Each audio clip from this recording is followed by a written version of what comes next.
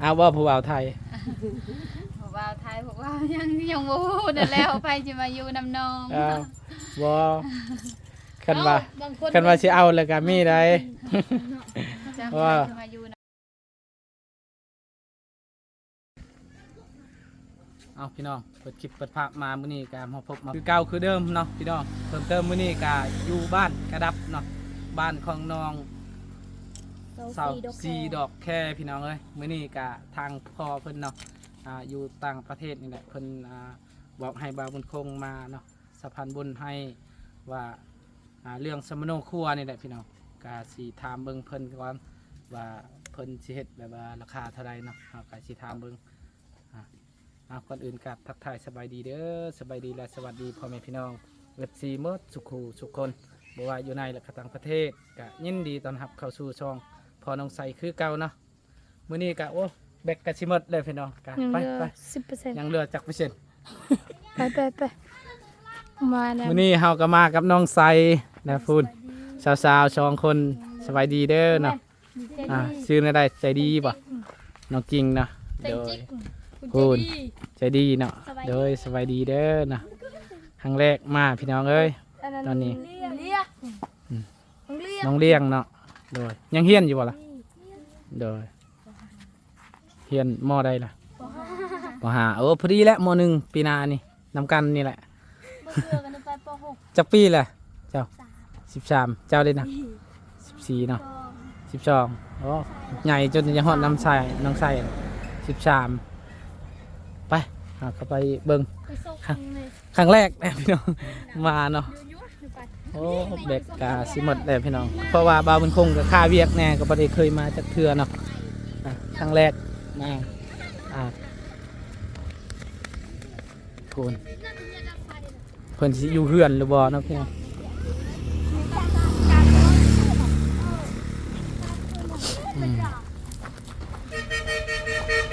โอ้อยู่เฮือนบ่ โดยสบายดีเด้อแม่ตาโดยใช่อันน่ะดอกแค่บ่สาวซีดอกแค่โดยสบายดีโดยเฮ็ดหยังนึ่งข้าวบ่ โดยบุญเขา เฮ็ดกินหยังนี่ ยังบ่ทันเฮ็ดกิน โดยอาหารหยังกินมื้อนี้ จักกินมี โดยชื่อหยังก็ชื่อแท้ ซื้อแพซื้อลา โดยชื่อเล่นชื่อดอกแค่โดยเฮาก็ครั้งแรกได้มาพี่น้องโหบ่อายบ่บ่โหบ่ โหลูกเฮานี่บ่โดยลูกโดยแม่นแหละเฮาเป็นพ่อเรานี่แหละครั้งแรกเฮาก็มาอยู่นี่ก็เพื่อนเจ้าบ่นี่ล่ะโดยสบายดีเด้อแม่เด้อมาอยู่จักคนก็อยู่เฮือนนี่ 2 คนกับแม่ลูกแม่ โดย โดยโดยโดยโดย แม่กับลูกกับแม่นะ อายุเจ้าจักปี อายุ24ปี 24เนาะโดยตอนนั้นเจ้าเคยนอนอยู่ใช่ตอนนั้นอยู่พุ่นบ่เฮือนหลังน้อยๆท่านบ่ตอนนั้นคือแต่เก่าเคยไปอยู่ ไปเรียนเอื้อยบ่นอนนำแม่ คือสิแม่นแหละดนแล้วเฮาบ่ได้ไปโดย เจดีตอนยังน้อย โดยอายชื่อบุญคงเด้อ ๆโดย มื้อนี้ก็อยากถามว่าเรื่องแบบว่าคือว่าได้ยินแบบว่าน้องว่าสิเฮ็ดปึ้มสมโนบ่ โดย มีเงินแล้วเฮ็ด เบาบุญเราเอาให้เมื่อวานนี้ล้านหนึง โดย แต่จักพรเนี่ยแต่น้องก็ยังบ่ได้ไปถามเขา ก็ถามเบิ่งว่าถ้าใดแบบว่าสมโนครัวเฮ็ดแล้วก็สิบอกอ้ายเด้อเพราะว่ามีทางผู้ใหญ่เพิ่นบอกอันน่ะอ้ายสะพานบุญให้เพิ่นก็อยู่ต่างประเทศนี่แหละเพิ่นเฮาเอิ้นเพิ่นพ่อนี่แหละเพิ่นว่าเห็นอยู่ในคลิปทางบ่าวจันนี่ก็เห็นเจ้าว่าบ่มีสมโนเนาะ โดย ก็เลยแบบโดยก็ให้แลนเบิ้งว่าเท่าใดราคาแล้วก็บอกอ้ายนะจำนวนเงินก็ พอเพิ่นก็สิโอนให้คันว่าบ่พอเงินทางบ่บน เจ้าวิมอโซ่ เฮ็ดอยู่ใช้เฮ็ดทำงาน จามา5ก็ทำเฮ็ดอยู่ อยู่เมืองบ่ เห็นอยู่เมืองแต่ต้องนำในบ้านก่อนว่าได้แต่น้องยังข้าวเที่ยงคืนก็ยังตัดไม้อยู่ให้เด้ โดย ไม้ปกไม้ใหญ่ไอ้เคยเรามาซอยตัด โดย มาท่าน แต่บ่เป็นหยังแต่ว่ามื้อใดน้องอันนั้นแบบว่างแล้วก็ไปก็ได้ เกิดพักโรงเรียนให้มุโรง เพ เรียน ราะว่าบ่มีรถก็สิว่าจังได๋พี่น้อง มีอยู่ นี่บ่ โดยมี คันเฮ็ดอยู่เมืองก็มีอยู่เอื้อยเฮาก็ลาวก็เป็นอยู่สมนุครัวนี่แหละตอนนั้นบ่าวบุญคงเฮ็ดก็ประมาณล้านปลายนี่แหละประมาณนั้นแหละ แต่แบบว่าตอนที่เราบอบุญเนี่ยเราบอกว่านำอยู่วันสกีนี่ไอ้ก็ฮู้เนาะ โดย เราบอกว่าเซานำเฮ็ด3 ล้านเราว่า ปลาแพงเนาะ แต่ยังบ่ฮู้ว่ายันเราหลายคน โดยแม่นเองตามคนพี่น้องแม่นแหละทึกจะว่า น้องก็ยังบ่ฮู้คือกัน เพราะว่าตะกี้บ่าวบุญคงเฮ็ดก็ประมาณล้านปลายนี่แหละหรือว่า2 ล้านประมาณนั้นแหละแต่ว่าเฮาก็บ่หลายคนก็หลายคนก็โอ้มันก็สิขึ้นราคามันก็สิแพง ยัน2 คนยังบ่แพงปานใดเนาะ จะคนเฮือนจ้ะ สองคนแม่ลูก โดย อ้าวผมมีพัวบ่จับ บ่มีเลยบ่มี ยังโสดอยู่บ่นี่ โดย NFC คอมเมนต์อยู่ว่าโอ้สาว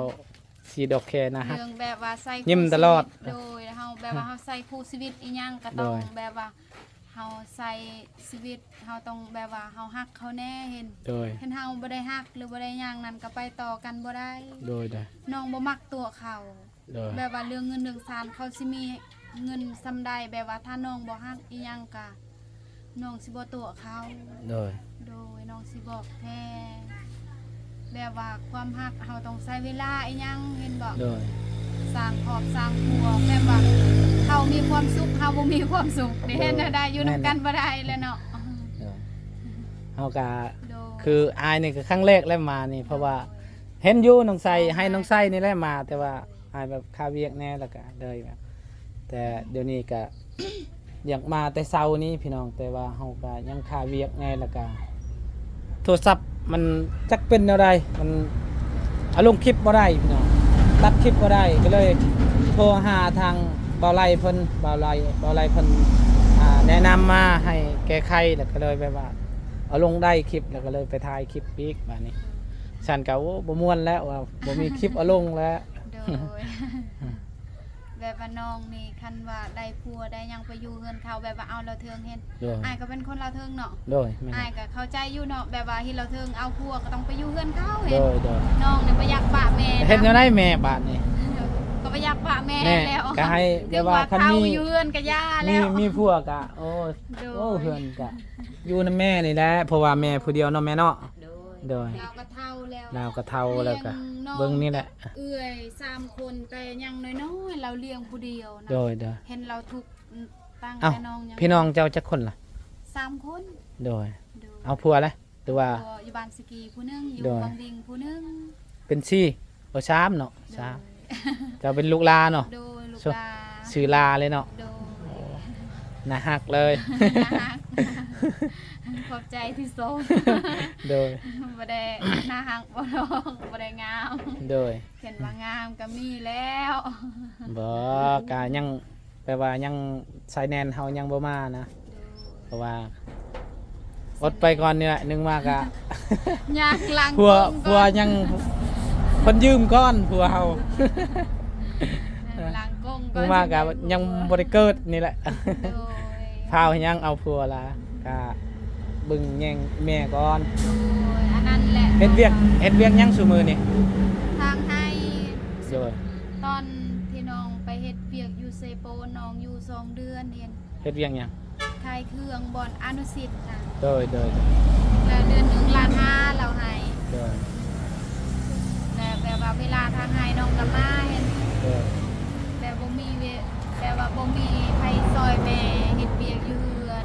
แล้วก็เดี๋ยวนี้ก็บ่ได้ไปแล้วเพราะว่าทางให้ทาง แบบว่าเสียหญ้าส่วนมันอีหยังแน่ โดย หลายเวียก มื้อนี้จักคนทีมงานมา หลายคนอยู่ หลายบ่โดย ก็แบบว่าเขาอายเขามาเยี่ยมยามน้องหลายคน โดยก็คืออายว่าแหละแบบว่าคันอาณาจำนวนเงินกะแบบว่าเพิ่นกะยังบ่ได้บอกแต่ว่าแบบว่าคันว่าเท่าใดราคาแล้วก็บอกเฮาถามเบิ่งเขาเจ้าก่อนให้แล้วก็บอกว่าเท่านั้นเท่านี้แล้วก็แบบว่าอายก็สิบอกพออีกเท่านั้นเท่านี้นะโดยเพราะว่าตอนนี้เฮาก็ยังบ่ฮู้ว่าเท่าใดราคาเนาะ โดยน้องก็ยังบ่ฮู้คือกัน โดย น้องยัง เพราะว่า บ่ได้ถาม น้องนำเฮ็ดตอนนั้น3 ล้านเนาะก็บางเทื่อเนาะพี่น้องเพราะว่ามันน้ำมันแน่ตอนนี้โอ้ขึ้นแห้งเลยน้ำมันลิตรหนึงอยู่นี่ก็43 แบบว่า ใช่ จ้างให้เขาแล่นอีหยังแน่ โดยแม่น แบบ แหละ ว่าใบสุนครัวเฮาเฮ็ดใหม่นี่ ยาก โดยเป็นแบบว่าได้สุนเก่านี่ สบายโดยนี่เฮาก็แล่นคือบาวบุญคงนี่แล่นไปแล่นมาจนเป็น 4-5 มื้อนี่แหละแล่นเองบาวบุญคงนี่คันเฮาแล่นเองก็ไวหน่อยนึงคันว่าเฮา ตาไปแล้วมีประเทศมวยล่ะ ปล่อยส สิ ป โพ อน น เฮ้ยมีจู้เด้อ โอ้เบกบาวบุญคงก็สิหมดแล้ว ยังเหลือแต่9%พี่น้อง เราเป็นหมู่กันเนาะ แม่น รู้จักกันตอนใด เจอกันอยู่โรงเรียนแม่ การให้เอื่อยเรียงกับ สำคัญ สำคัญ ใช่เนาะ เบิ่งสิเจ้ายืนเบิ่งไพ่ชูง ใช่ ใช่บ่ชู ให้งามก่อน ใช่งามเจ้าเลย เสมอ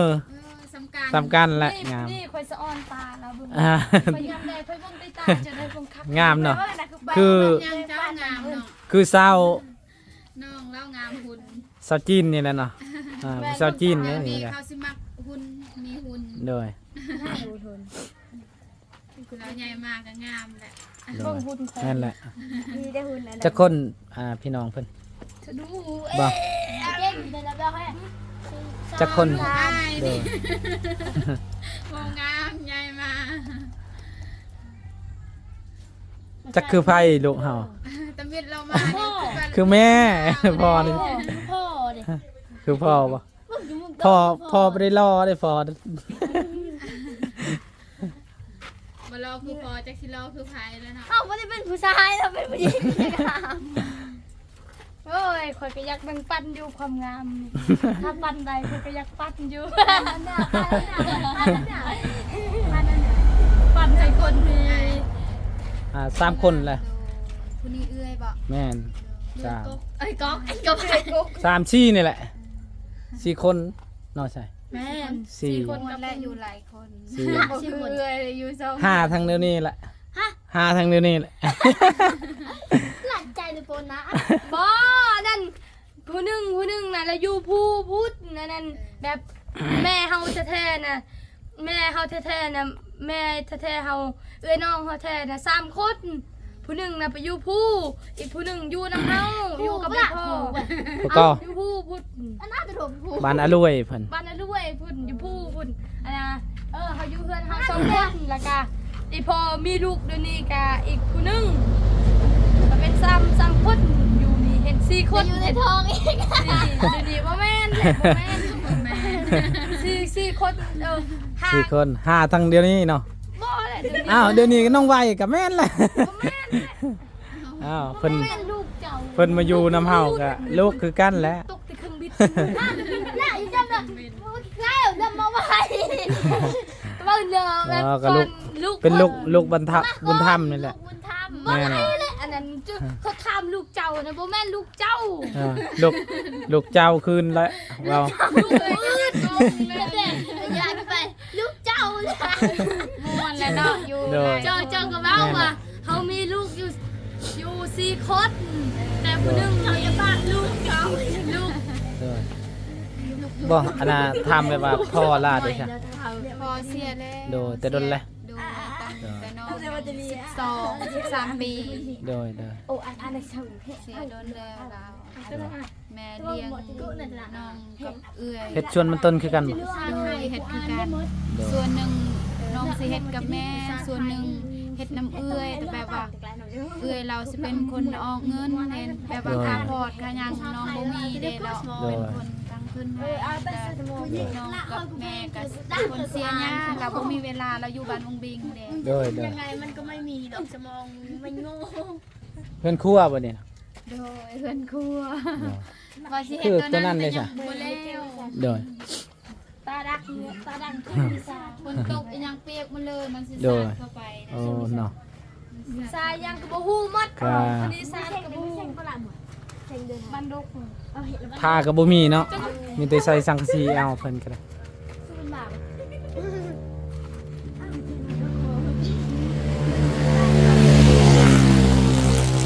ไปใส่เอาอันน่ะปลาเฮาซื้ออยู่บ่อรถนั่นแหละกินข้าวแรงเด้อล่ะอ้ายก็บ่มีหยังผักมีแต่ปลาตัวเดียว ถึงว่าบ่มีหยั ชื่ ง อ ก็มียามได้ โดย บ่เป็นหยังดอก โดย น้องก็ดีใจแล้ว แบบว่าเขาอายทีมงานเห็นเรามา โด เยี่ย ย มยามถึงว่าบ่มีหยังน้องก็มีความสุขแล้ว โดย แบบว่าน้องบ่เคยมีภัยแบบว่ามาเยี่ยมยามแม่กับน้องเห็น โดย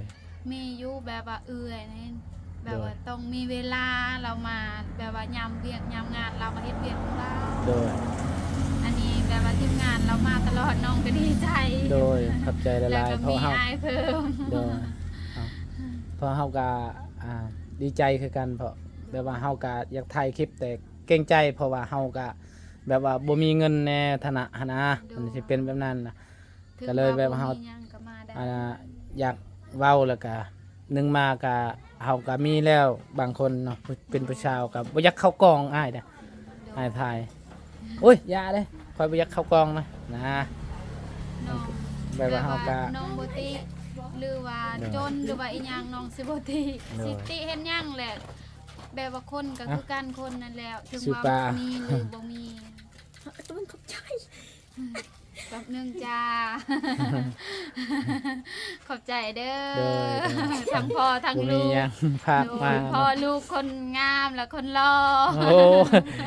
โอ้ยผู้นี่ แต่งสังคมก่อนพี่น้อง โอ้นอนใส่เลขให้ใช้ถ้าว่าใส่เลขขอให้ถือเลขเด้อ สาธุเด้อเนาะพี่น้อง โดยเดี๋ยวนี้ก็แปลว่าถึงว่ามีน้อยถ้าเทื่อหน้าแปลว่าให้อายกับลูกให้มีเงินหลายกว่านี้เห็น สา ให้ ธุ สุข เด้อ ภาพ เนาะ แข็งแรงให้มีเงินหลายๆไปใส่มาใส่ขอให้รอดปลอดภัยเด้ โด อย ขอบใจห ขอ ลาย ให้ ๆเด้อ หัง ลา มี เด้ คือ อ เขา โดย โดย ยิ้มตลอดเนาะเจ้าเนาะ ยิ้มตลอดอยู่ผู้เดียวนี่สิบ่มักยิ้มแต่แบบว่าเขาอายมาก็ต้องยิ้มแบบว่าเขามาแบบว่าเฮาบ่ยิ้มบ่หยังเราก็ย้าน เดี๋ยวไปให้ซู ขึ้น ร้อย50 ขึ้นในแบบว่าความรู้สึกแบบว่าพออายมานี่ก็ ซูร้อย มีความสุขแฮง โดย 52 แบบว่า 54ประมาณนั้น บ่มีความสุข 53 แบบว่าในชีวิตบ่มีความ สูงแบบ คือบ่มีความสุขตะกี้เห็นเดี๋ยวนี้นั่นแบบว่าเขาอายมาแล้วมีความสุขหลาย โดย ในชีวิตบ่เคยมีความสุขแบบนี้ อ๋อโดยขอบใจหลายๆเด้อฮะเดี๋ยวอายก็สิมาตลอดแหละ โดย เพราะว่าเทื่อเดียวนี่แหละอายมานี่ก็ทีมงานเพิ่นก็มาอยู่หลายคนอยู่แต่ว่าอายก็ถ่ายเป็นแบบว่าวิถีชีวิตนี่แหละถ่ายอยู่เพื่อนอยู่ซ่านเฮ็ดอยู่เฮ็ดกินนะถ่ายนำครอบนำครัวบางเทื่อเฮาก็มาอยู่พี่น้องมาสะพานบุญให้ผู้ใหญ่เพิ่นเนาะ ให้เรียนไปให้เป็นเวลาเจ้าอยู่ตาม โอ้เบ็ดก็สิหมดแล้วบาดนี้พี่น้องเอ้ยนะ โดยขนาดมีไฟฟ้าเนาะยังได้เงินน้อง มือหนึงได้เบิ่งมือหนึงบ่มี ข้าวเจ้าสุกแล้วที่ จุกแล้วเป็นลมน้ำ เอาแม่ช่วยข้าวก่อนล่ะ โดย มาเจอป้าพี่น้องเอ้ยพอเฮามื้อนี้ก็แควจนแห้ง แควจนแห้งเพราะว่าเป็นสมลายเนาะ โดย จักสิงรอวงในนี่พี่น้องเบิ่งนี่ รอได้รอคุณน้องใจ นี่แป้งพรมแบบนี้เอ้ย เบอร์นี่มาครั้งแรกเด้ เอ้ยปั่นปั่นนำ ผมก็ที่ได้ ปั่นปั่นนั่นเคลือด คนกระดำนี่ชุดกระด อ๋อคนข้าวเนี่ยเด้อ เอ้า เสื้อนี่ก็เสื้ออาณาเด้เสื้ น้ อ อง เมี ดาว ยเฮาได้นี่เด้นุ่งเสื้อเมียนี่พี่น้อง เสื้อเฮาก็มีอยู่แต่ว่าเสื้อเฮาเพราะว่าเฮาไปเวียกเด้เฮา ต้อง บ่ นึ่ง ได้ เสื้อ ถ่าย เมีย บ่ไปเวียกนี่ อยู่ได้ทรงเมีย บ่ชมเฮาเด้ชม เบิ่ง อ้าย ส่งเอนี่ส่งเออย่าโดเอ้าจบคลิป โอ้ยแบกก็ได้โอ้ย1-2% อ่ะดูได้ไว้เอาออนลาขอบคุญขอบคุณผู้ใหญ่ไว้เด้อแป๊บหนึงนะลานะอยู่ก็จบคลิปเลยเนี่ยแบกเจอเนี่ยอ้าวเปิดภาพมาเมื่อนี้ก็ฮอดเฮือนแล้วพี่น้องเนาะเพราะว่าไปเมื่อกี้นี่ก็แบกเมดพี่น้องเอ้ยก็เลยแบบว่าทางน้องดอกแคเพิ่นก็ว่าสิขอบคุญขอบคุณทางผู้ใหญ่เพิ่นเนาะที่ว่าแบกเมดก่อนเอาสบายดีเด้อน้องไวเด้อโดย ไว้สีดอกแคร์จ้อยใช่พอเพิ่นก็อยู่ที่อเมริกาเนาะเพิ่นก็คนลาวนี่แหละอยู่วังเวียงเพิ่นก็บ่ให้ออกซื้อเพิ่นก็บ่ให้ออกซื้อเสียงหนึ่งนามเนาะพี่น้องก็เพิ่นก็บอกว่าให้ว่าผู้ใหญ่ใจดีเนาะจากต่างประเทศบ่าวบุญคงกาตั้งมาสะพานบุญเนาะขอบคุณเด้อทางพอเนาะที่ไว้วางใจของเราบุญคงเนาะขอให้พ่ออยู่ดีมีแห้งคนเจ็บอย่าได้ความใครจะมีเด้อเพราะว่าพ่อสิเฮ็ดธุรกิจการงานใดก็ขอให้ประสบความสำเร็จหน้าที่การเงินและการงานสาธุเนาะขอให้